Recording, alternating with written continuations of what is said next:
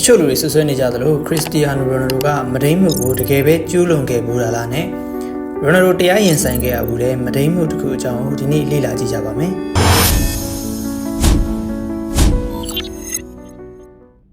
ဖြစ်စဉ်ကတော့ရိုနယ်ဒိုတယောက်2009ခုနှစ်ဇွန်လ23ရက်နေ့မှာအမေရိကန်နိုင်ငံလက်စ်ဗီဂန်မြို့မှာရှိတဲ့ကာစီနိုရက်ဆော့တစ်ခုမှာကက်သရင်းမာယော့ကာလို့ခေါ်တဲ့မော်ဒယ်တူနဲ့ညှိမိခဲ့ရတာစတာပါ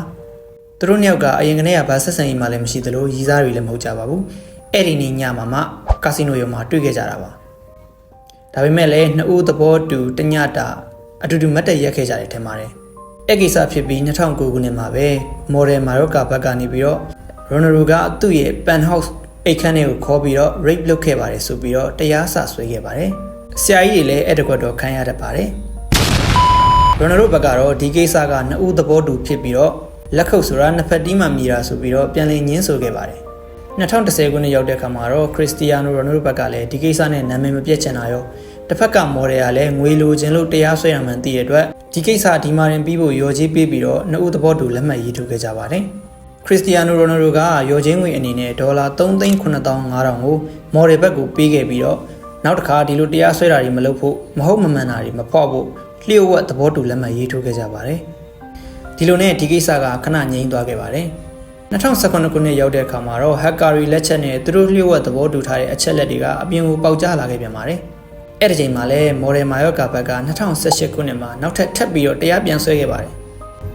အခုတစ်ခေါက်ကတော့မဒိန်းမှုနဲ့မဟုတ်ဘဲနဲ့ရှေ့တစ်ခေါက်မှာသူတို့တူတူသဘောတူထားခဲ့တဲ့ရော်ချင်းငွေကိစ္စကသူ့ကိုချင်းချောက်ပြီးတော့လက်မှတ်ရေးထိုးခိုင်းခဲ့ပါတယ်ဆိုပြီးတော့တရားထပ်ဆွဲခဲ့တာပါနောက်ပြီးတော့နင်နာကြီးအနေနဲ့လည်းဒေါ်လာတန်းချီပြီးတော့တောင်းခံခဲ့ပါတယ်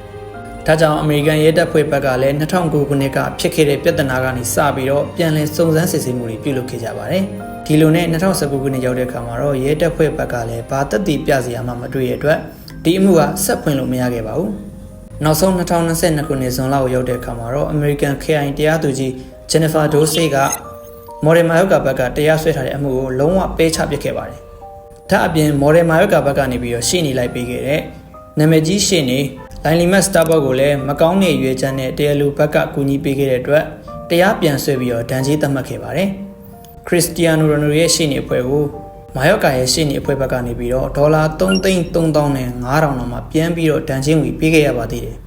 ဒီဆွဆွဲချက်တွေကပတ်စံရခြင်းလို့နဲ့နာမည်ဖြတ်ခြင်းလို့တက်ပြုလုပ်ခဲ့တာဖြစ်ပြီးတော့ခရစ္စတီယာနိုရိုနယ်ဒိုကလည်းနောက်ဆုံးမှာဒီအမှုတွေကနေကွင်းလုံးကျွတ်ကင်းလွတ်ခဲ့ပါတယ်ဒီလိုဗီဒီယိုမျိုးတွေကိုစိတ်ဝင်စားရဆိုရင်ကျွန်တော်အကောင့်ကို follow လုပ်ထားကြဖို့ကျွန်တော်ကညွှန်လိုပါတယ်